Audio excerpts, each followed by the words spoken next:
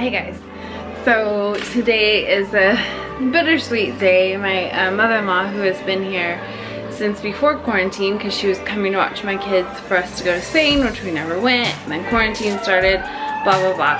So she's been here for 2 months. She is finally heading home. So I'm kind of taking an in-service day from school, and you can hear the craziness in my house, and obviously an in-service day from getting dressed and putting on makeup. But I have been wanting to do this, and I am gonna start a sourdough starter. So I'm gonna take you on this journey with me because I've watched, not even kidding, probably 50 videos on how to start a sourdough starter, and everybody does it just a teeny bit different. So it's hard to figure out. So I'm just gonna start. So I felt overwhelmed. I'm like, I'm not even gonna start one because I just don't even know what to do.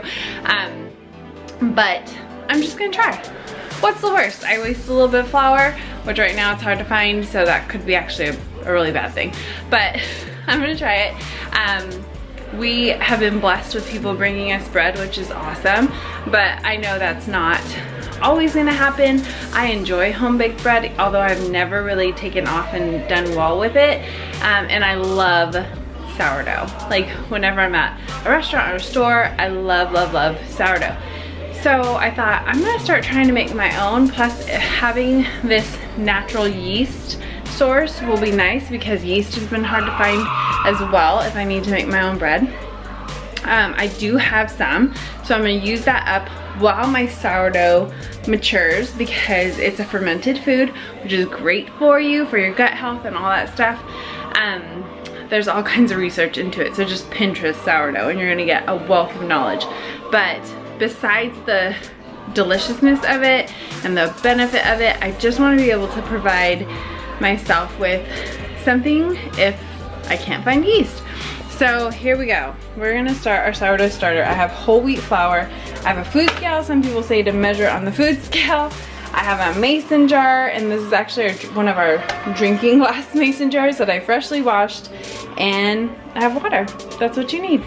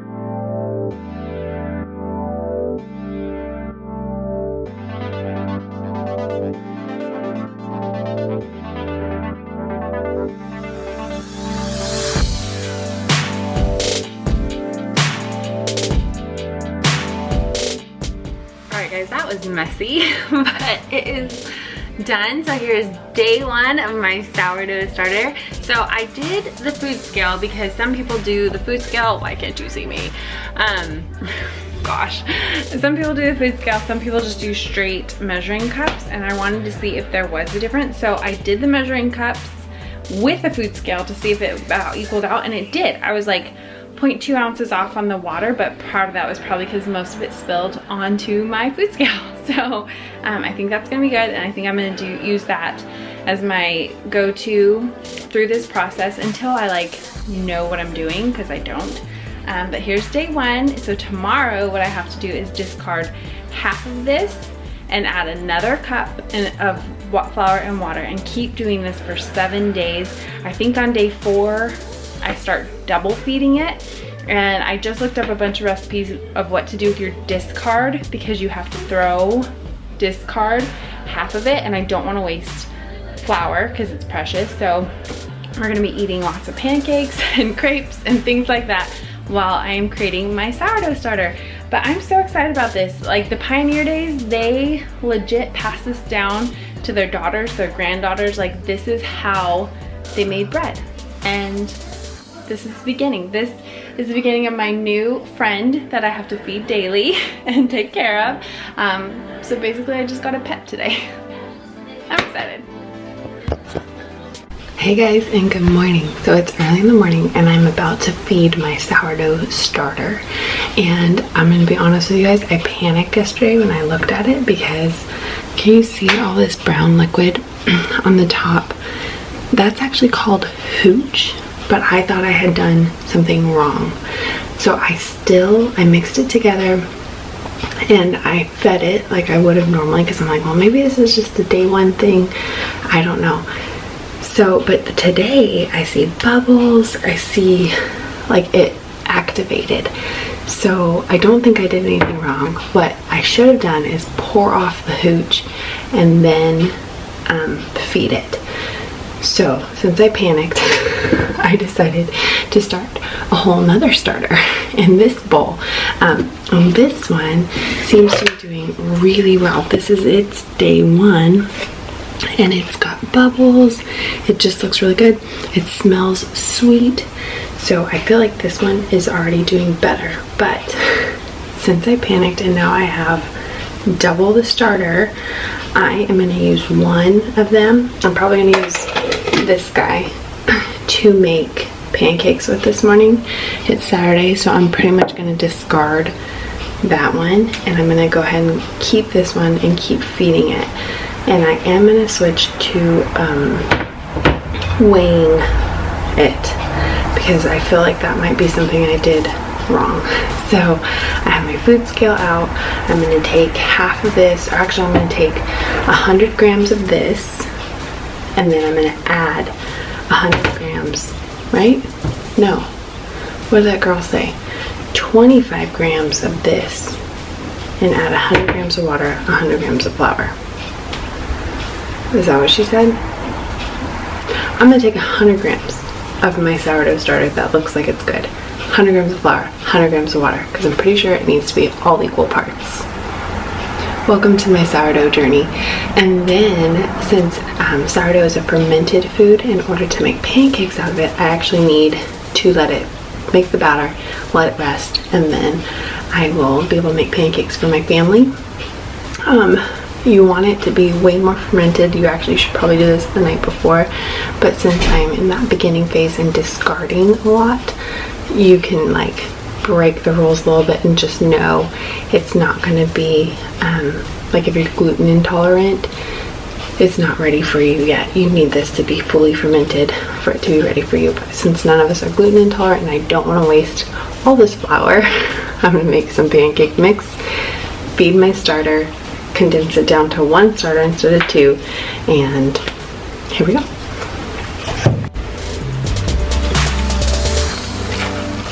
Oh, this is beautiful.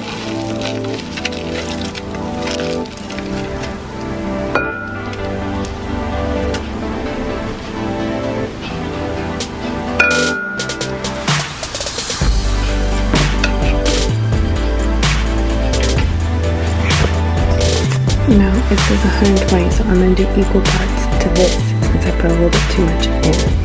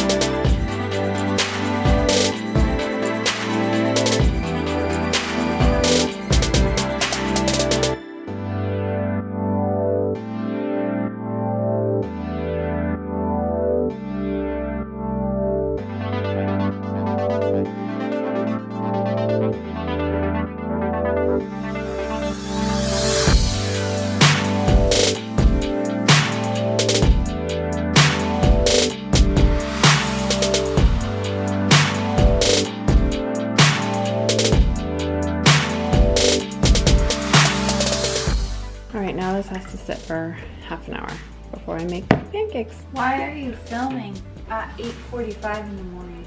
Because sourdough is a process, and I want to take people on the process of creating a beautiful sourdough. Do this for like lunch. We can have sourdough sandwiches. Why are we doing? We can't make bread yet. It takes 2 weeks before it can make a bread. How long have you been up doing this? No, I just started. Mom.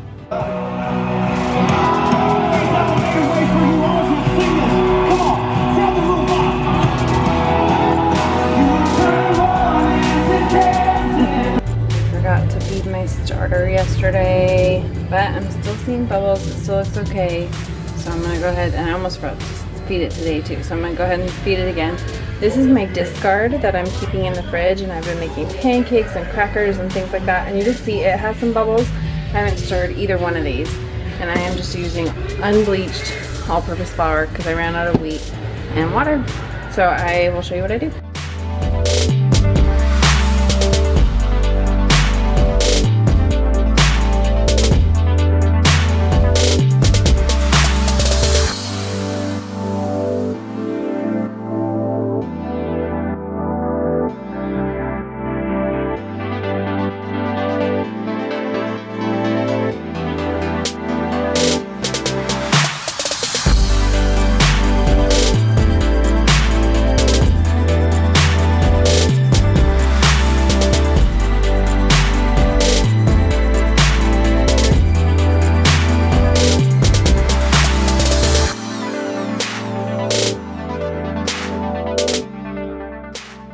Alright, so now this is kind of like a creamy pancake consistency. I kept 100 grams of my starter that has been going, and I added 100 grams of flour, 100 grams of water, give it a really good stir. I am using glass and wood because I've heard plastic or metal can interfere with some of the bacteria growth, and then just scrape down your sides as best you can, give it a good mix, and then this one will go on top of the fridge to stay nice and warm. This one will go in the fridge to not grow anymore. And I use, again, this for like discard pancakes. I made crackers, I made pizza dough. I've made things out of this so it's not wasted, but I do have to keep it in the fridge so that way it doesn't continue to need to be fed. And then the one I feed, I keep on top of the fridge. And I think I have probably 3 or 4 more days of just the everyday feeding, and then I will let this guy rest, and this will be my starter that I use once a week or twice a week to make pancakes, bread, all the things. I still have not tried to make a loaf of bread yet because I don't think it's quite mature enough. There's just not that many bubbles, and like I said, I forgot to feed it once already, so I might be needing to love on it a little bit more. Okay, I baked my first loaf of sourdough, and I'm thinking it's a fail. I used a knife to do the scoring, and that obviously didn't work out very well. The dough is really sticky, so I feel like I did something wrong, and it's a little compact thing, so I'm thinking this is going to be maybe too crusty. I don't know. It's cooling off right now. I'll let you guys know. I didn't record it because this is exactly what I was afraid of, that it'd be an epic fail, but I'm going to try again tomorrow because we have friends coming over and she is vegan, and I want to offer her some yummy sourdough bread. So I wanted to try it today on my family to see how it was, and I'll try again. But I'll leave the recipe in the video that I'm following, but obviously I did something off because she is really good. I found her channel and I'm loving it. But ta-da! Hello from future editing Mandy of this video. So I was so ambitious about this video and then realized that I just was not very consistent. So that last clip of the loaf of bread, we actually cut it open and it had beautiful little air holes, which is a good sign of sourdough. What I think I did wrong was I didn't let it rise enough the second time. I got too anxious to cook it, and I could have cooked it for just a teeny bit longer. So I still think the recipe is good. I tried it again and it was great, but I still don't think I've perfected it. So there will be another video of me actually baking a loaf of bread and kind of telling you all that stuff. But I wanted to just give a little like my insight when I was looking into sourdough, things that intimidated was things like you have to feed your sourdough starter once a week at least, or daily. And let me just tell you what feeding entails, because I remember thinking, like, what do you feed it? It's just adding a portion of flour and water to your starter, so that way it has something to live off of, because it's a living organism. So it needs food, and it feeds off of flour and water. So all you have to do is add equal parts water to flour to your sourdough starter, stir it on up, and it's good to go. You stick it back. I have now let mine live in the fridge, so I feed it once a week and let it be in the fridge, and then I take it out the night before I want to bake a loaf of bread, feed it, and then let it ferment overnight, and then you can bake your bread after it's fermented for 8 hours. So sourdough is quite a process, but it has been such a fun thing for me because it feels very intentional, very loving, very patience driven, which are all things that I am working on in my character. I like things quick, I like things convenient, I like things fast, and I like to just do things spontaneously and without much thought. So for whatever reason, the sourdough has caused me to slow down, be more intentional, more mindful, and to know I'm offering my family these delicious, yummy foods that are good for them, especially in a season where health has been so prevalent on most of our minds. It's just been really fun. So I encourage you, just start a sourdough starter. Like I said before, the worst it's gonna cost you, the most it's gonna cost you is some flour and water and a little bit of time. But other than that, there's no extra cost. I have lovingly named my starter Lucy, because if you become a part of the sourdough community, you know usually people name them because it's a pet. You have a pet that you're gonna have around with you for a long time. So I hope you guys enjoyed this video. I'm gonna be doing more. I need to be a little bit better at being intentional on my content as well, especially in this area, because since it takes so many steps and processes, I just don't do it. So I'm gonna do that for you guys because I think this is a really fun way to feed your family and to just learn something new. So I hope you enjoyed. We'll see you next time. Bye guys.